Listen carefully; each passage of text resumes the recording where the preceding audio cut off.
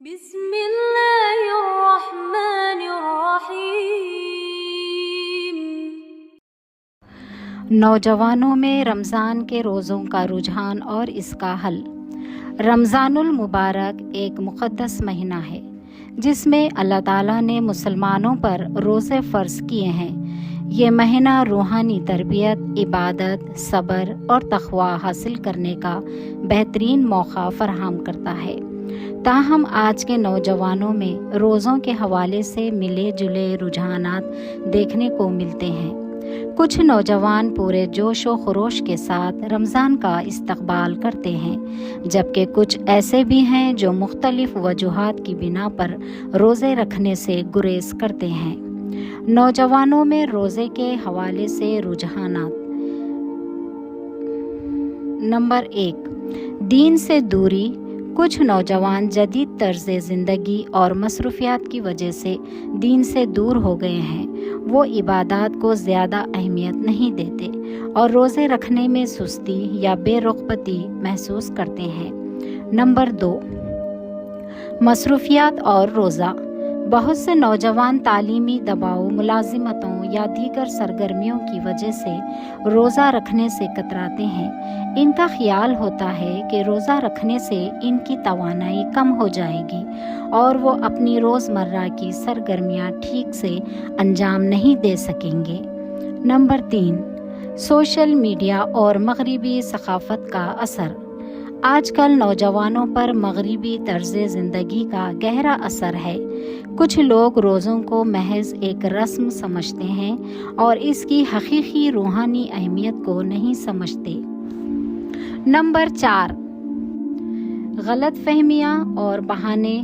کچھ نوجوانوں کے ذہن میں یہ غلط فہمی ہوتی ہے کہ اگر وہ کمزور محسوس کرتے ہیں یا انہیں ہلکی سی بیماری لاحق ہو جائے تو روزہ معاف ہو جاتا ہے، حالانکہ ایسا نہیں ہے۔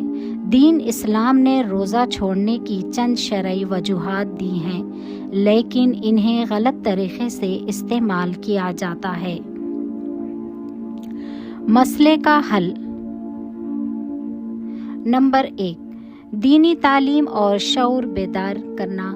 نوجوانوں کو قرآن و حدیث کی روشنی میں روزے کی فضیلت اور فوائد سے آگاہ کیا جائے۔ انہیں یہ سمجھانے کی ضرورت ہے کہ روزہ صرف بھوکا رہنے کا نام نہیں، بلکہ یہ روحانی ترقی، صبر اور اللہ کی قربت حاصل کرنے کا ایک ذریعہ ہے۔ نمبر 2، مساجد اور مذہبی اجتماعات میں شمولیت۔ نوجوانوں کو مساجد میں لانے اور دینی حلقوں میں شامل کرنے کی کوشش کی جائے۔ رمضان میں خصوصی درس اور لیکچر اہتمام کیا جائے تاکہ وہ روزے کی اہمیت کو سمجھ سکے۔ نمبر 3، مثبت رول ماڈلز۔ نوجوانوں کے لیے ایسے افراد کو مثالی نمونہ بنایا جائے جو دین پر عمل کرتے ہوئے بھی دنیاوی کامیابیاں حاصل کر رہے ہیں۔ جب وہ دیکھیں گے کہ کامیاب افراد بھی روزہ رکھتے ہیں تو ان کی سوچ بدل سکتی ہے۔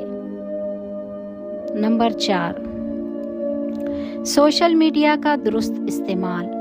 سوشل میڈیا پر اسلامی مواد، احادیث اور رمضان کی برکات پر مبنی ویڈیوز اور پوسٹس شیئر کیے جائیں تاکہ نوجوانوں کی توجہ اس کی طرف مبذول ہو۔ نمبر 5، اہل خانہ کا کردار۔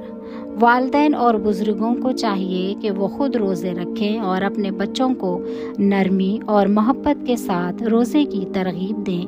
بچوں کے ساتھ سختی سے پیش آنے کے بجائے نرمی سے سمجھایا جائے تاکہ وہ خوش دلی سے روزہ رکھیں۔